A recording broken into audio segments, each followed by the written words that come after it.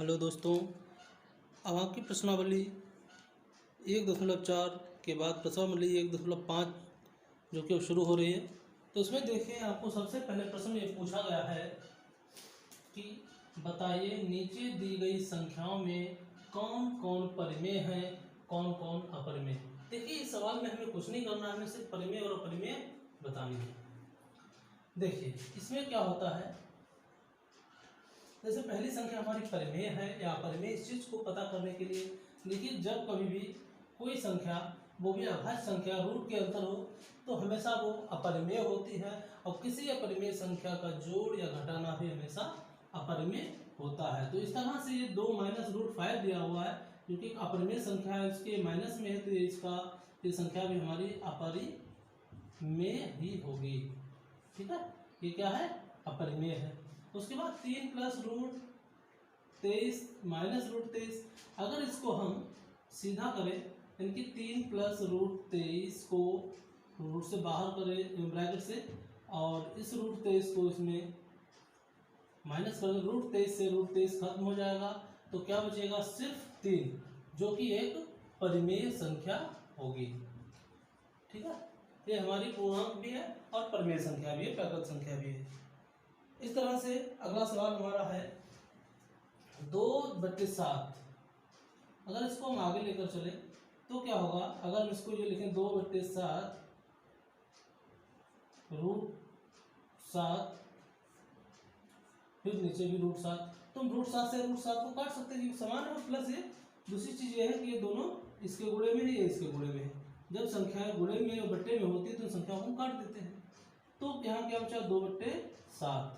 जब ये संख्या हमारी आई है 2/7, तो ये भी हमारी संख्या क्या हो गई, परिमेय संख्या हो गई, परिमेय। ठीक है, इस तरह से ये हमारी परिमेय हो गई और ये परिमेय हो गई। अब देखिए, इसमें अगला सवाल है हमारा ये कह रहा है कि 1/√2। अब देखिए, हमने आपको बताया, चाहे अपरिमेय संख्या के साथ घटाना हो, चाहे अपरिमेय संख्या के साथ जोड़ हो, चाहे अपरिमेय संख्या के साथ गुणा हो या भाग हो, जब भी किसी अपरिमेय संख्या से किसी संख्या को भाग दिया जाए, उत्तर हमेशा अपरिमेय ही आता है। तो ये संख्या हमारी क्या हो जाएगी, अपरिमेय। ठीक है, इस तरह से हमारा आंसर क्वेश्चन नंबर 1 का कंप्लीट हुआ है। चलते हैं क्वेश्चन नंबर 2 की ओर। ठीक है, इसमें हमें सिर्फ इतना ही लिखना था, ज्यादा हमें इसमें कुछ नहीं करना था। ठीक है, प्रश्न नंबर 2 देखिए। तो चलिए, प्रश्न नंबर 2 का हम पहला सवाल हल करते हैं। इसमें दिया गया आपको है कि 3 + √3 और 2 + √2। अब जो कि कोई चीज़ हमारी ब्रैकेट में होती है, बीच में कोई चिन्ह ना लगा हो, तो हमेशा एक दूसरे के गुणे में होती है। तो क्या करना होगा, हमें इसका और इसका गुणा करना होगा।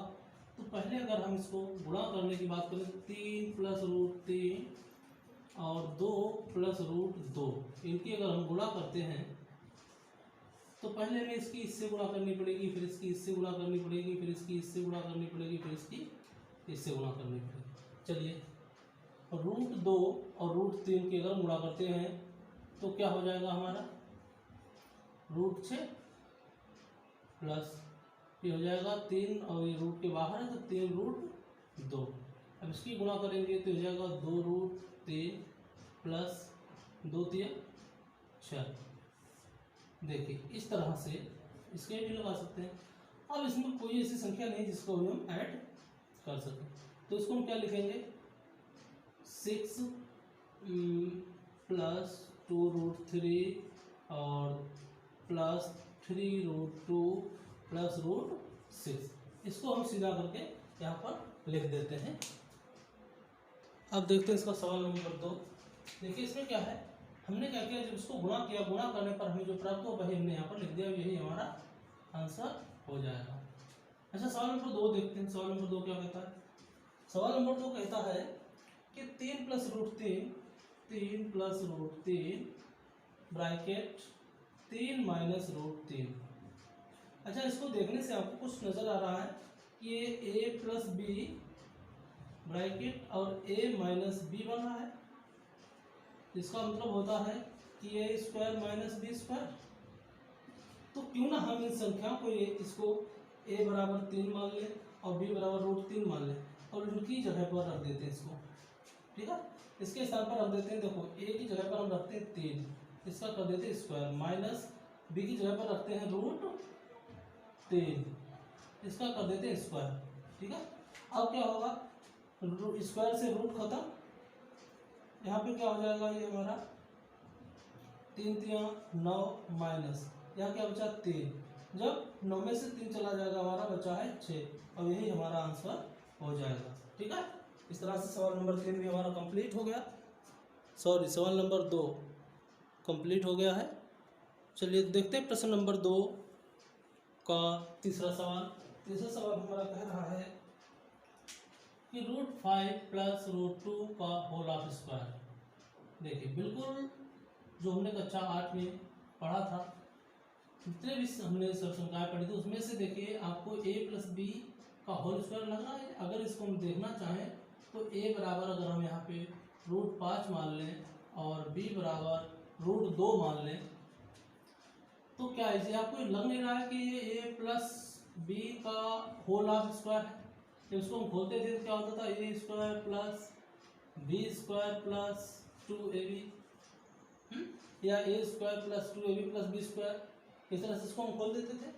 अब देखिए, अब इसमें क्या करना है हमें, जहाँ जहाँ पर a का मान है वहाँ पर a का मान, जहाँ पर b है वहाँ पर b का मान रख करके इसको हल कर लेंगे और कुछ नहीं करना।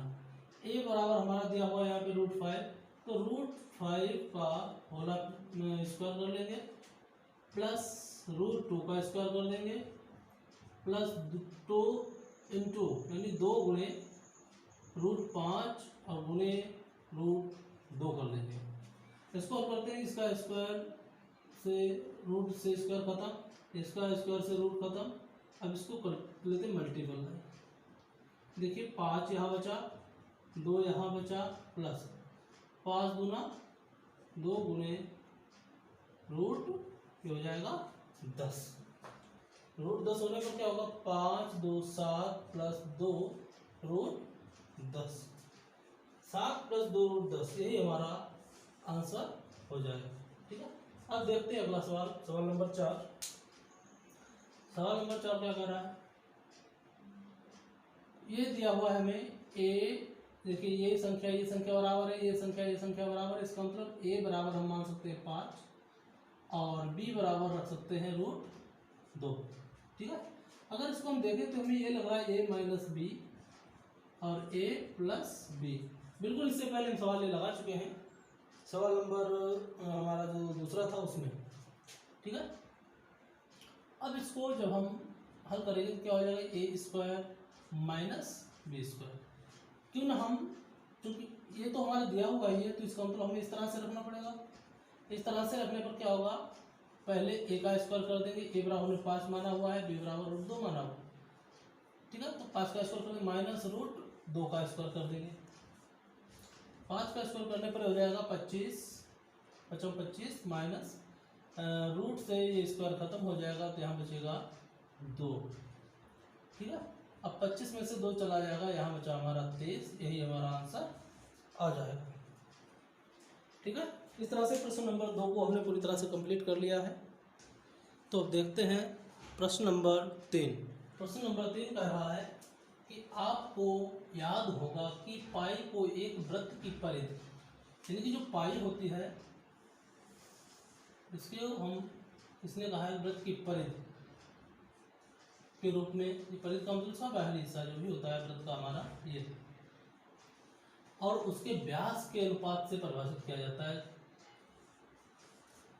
केंद्र बिंदु होता है, यहाँ से यहाँ तक इसकी त्रिज्या होती है, यहाँ से यहाँ तक पूरा व्यास होता है, ठीक है। अर्थात पाई बराबर c/d। उसने कहा है कि पाई को इसका व्यास, वो क्या नाम है, परिधि, और d जो है इसका क्या है, पूरा व्यास है। इस तथ्य का अंतर्विरोध करता प्रतीत होता है कि पाई अपरिमेय संख्या है। इस विरोध का निराकरण आप किस प्रकार करेंगे, ये पूछ रहा है कि हालांकि हमें पता है कि पाई हमेशा अपरिमेय संख्या है, क्योंकि पाई का मान जो होता है वो 22/7 होता है, जो कभी भी परिमेय संख्या नहीं होता है, ठीक है। तो पाई हमारा क्या होता है, पाई हमारी अपरिमेय संख्या होती है। इन्होंने दे रखा है की पाई, पहले तो हम लिख लेते हैं इसका परिधि, नहीं यहाँ पे परिधि इन्होंने दे रखी है, वृत्त की परिधि, वृत्त की परिधि और उसके व्यास के अनुपात से परिभाषित, वृत्त की परिधि दे रखी है यहाँ पे सी, ठीक है। अब देखते हैं, तो इन्होंने जो परिधि दे रखी है, परिधि दे रखी है यहाँ पे सी, ठीक है। इन्होंने व्यास दे रखा है, व्यास दे रखा है डी, ठीक है। और पाई जो इन्होंने दे रखा, पाई बराबर इन्होंने दे रखा है सी बटा डी। जब पाई हमारी चूंकि क्या है, एक अपरिमेय संख्या है और पाई का मान कभी भी पूरा नहीं निकलता, कि पाई का मान जो होता है वो हमारा 22/7 होता है, जो अगर इसको हल करें तो ये धीरे धीरे आगे बढ़ता रहता है, दशमलव में अगर उसको निकालें तो इस तरह से ये इसका मान कभी पूरा नहीं होता है। तो सी और डी में से कोई एक संख्या अगर अपरिमेय है, ठीक है, क्योंकि या तो देखिए जब ये अपरिमेय है तो इसका मतलब ये इसके बराबर में है, तो ये भी अपरिमेय, इनमें से या तो ये अपरिमेय है या फिर ये अपरिमेय है, ठीक है। क्योंकि किसी के बराबर में अगर कोई मान रखा होता है तो वो उसी के समान होता है, और चूंकि पाई हमारा क्या है, एक अपरिमेय संख्या है, तो इस तरह से सी और डी में से कोई एक जो संख्या है वो अपरिमेय, इस तरह से हम लिख सकते हैं। अतः सी और डी में से कोई एक अपरिमेय संख्या है, सी और डी में से कोई एक अपरिमेय संख्या है, इसलिए जो है सी बटे डी जो है पूरा, ये सी बटे डी अपरिमेय होगी, ठीक है। सी बटे डी भी अपरिमेय होगी, क्योंकि हमने आपको बताया अगर अपरिमेय संख्या का गुणा या भाग किया जाए, जोड़ या घटाना किया जाए, तो जो आंसर आता है वो हमेशा अपरिमेय होता है, ठीक है। इस तरह से इसका सलूशन यहाँ पर कंप्लीट होता है। चलते हैं प्रश्न नंबर 4 की ओर। चलिए चलते हैं प्रश्न नंबर 4 पे। 4 क्या कह रहा है, पहला सवाल कह रहा है कि 1/√7, अब 1/√7 दे रखा है, तो जब इस तरह के सवाल जब भी हमारे सामने आए तो हमें एक ही काम करना है, हमें हमेशा हर से, ये ऊपर वाला हिस्सा अंश होता है, ये नीचे वाला हिस्सा हर होता है, तो हमेशा हर से इसको हम गुणा एवं भाग कर देते हैं।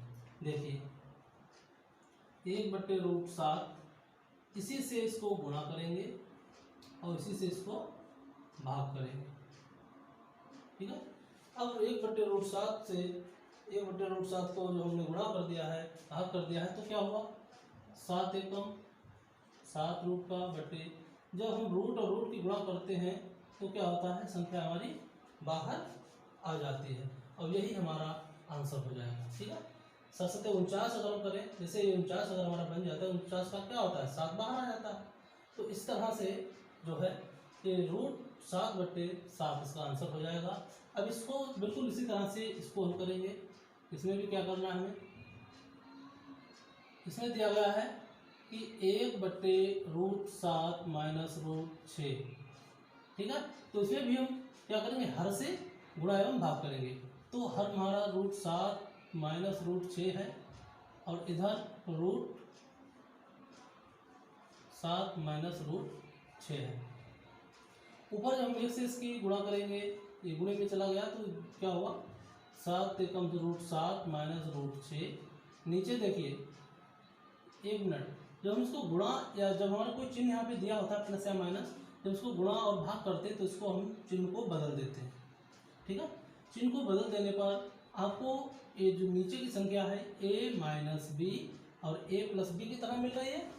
अब चूंकि हमें पता है कि a - b और a + b जो होता है, जब इस तरह से दिए होते हैं तो इसका क्या होता है, हमारा a² - b² होता है। बस यही चीज़ हमें यहाँ पर करनी है, तो इसको हम लिख सकते हैं √7² - √6², क्योंकि a बराबर, देखिए यहाँ पे a, इसको a मान सकते हैं और इसको बी मान सकते हैं।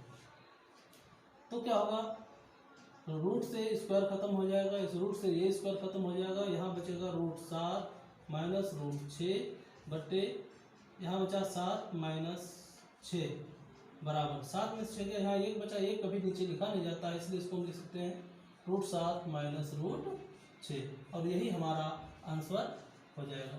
चलिए चलते हैं प्रश्न नंबर 3 की ओर, आगे उसको देखते हैं। आगे प्रश्न नंबर 3 बिल्कुल वैसा ही है जैसा अभी हमने हल किया था, इसको भी हमें वैसे ही हल करना है। इसमें क्या है, 1/√5 प्लस √2 दे रखा है।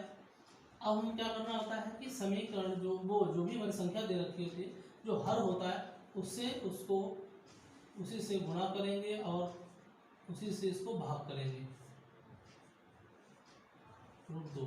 लेकिन हमने आपको बताया था कि जो ये चिन्ह होता है हमारा, ये यहाँ पर आकर के जो हम गुणा भाग करते हैं तो ये चेंज हो जाता है। तो इसकी गुणा कर लीजिए, इसकी गुणा कर लीजिए। देखिए √5 एकम √5 माइनस √2 एकम √2 बटे, अब क्या होता है, ये देखिए बिल्कुल पहले जैसी संख्या हमें मिल रही है, इसको हम a मान लें और इसको b मान लेते हैं, तो क्या हो जाएगा, ये वही चीज़ हो जाएगी। क्योंकि हमें पता होता है कि a² माइनस b² जो है वो हमें दिया होता है a प्लस बी और a माइनस बी, हमें पता है। तो वही चीज़ हमें यहाँ पर करना है, एक बार इसको हमें प्लस में और एक बार माइनस में दिया हुआ है, तो इसको हम इस तरह से लिख सकते हैं। तो √5 का स्क्वायर माइनस √2 का स्क्वायर बराबर √5 माइनस √2 बटे स्क्वायर से रूट खत्म, स्क्वायर से रूट खत्म, तो यहाँ क्या बचा 5 माइनस 2। जब इसको हम आगे बढ़ाते हैं तो क्या होता है, ऊपर तो ये कटने वाला नहीं है, तो 5 माइनस √2 बटे 5 में से 2 गया 3 और यही हमारा आंसर हो गया। अब आगे देखते हैं प्रश्न नंबर 4 को। प्रश्न नंबर 4 भी बिल्कुल ऐसे ही हल होगा जैसे ये हल हुआ है। देखिए इसको हम करते हैं 1/√7 माइनस 2, ठीक है। अब इसको हम हर से गुणा और भाग करते हैं, जब हर से गुणा और भाग करेंगे तो हो जाएगा √7, यहाँ माइनस का प्लस हो जाएगा, यहाँ 2 बचा लिखेंगे और यहाँ √7 है, फिर यहाँ प्लस 2 लिखेंगे। अब देखिए फिर वही चीज़ हो रही है, यही चीज़ जो मैंने अभी आपको बताया था, बिल्कुल यही चीज़ हो रही है। अब इसको देखिए ऊपर गुणा कर लेते हैं, बराबर √7 प्लस 2 बटे √7 का स्क्वायर माइनस 2 का स्क्वायर बराबर √7 प्लस 2 बटे रूट से स्क्वायर खत्म, यहाँ बचा 7 माइनस 2 का स्क्वायर यानी 2 दूनी 4 बराबर √7 प्लस 2 बटे यहाँ क्या आया 3। अब इस तरह से ये सवाल भी हमारा कंप्लीट हो गया है और प्रश्नावली जो है 1.5 पूरी तरह से कंप्लीट हो गई है। आगे बढ़ते हैं और नेक्स्ट वीडियो में हम आपसे मिलते हैं और जिसमें हम प्रश्नावली 1.6 को कंप्लीट करेंगे। और कोशिश ये है कि अगर आप सीखें, आपको अच्छा लगता हो तो आप इस वीडियो को आगे शेयर कर दीजिए अपने मित्रों तक और चैनल को भी सब्सक्राइब कर लीजिए। धन्यवाद।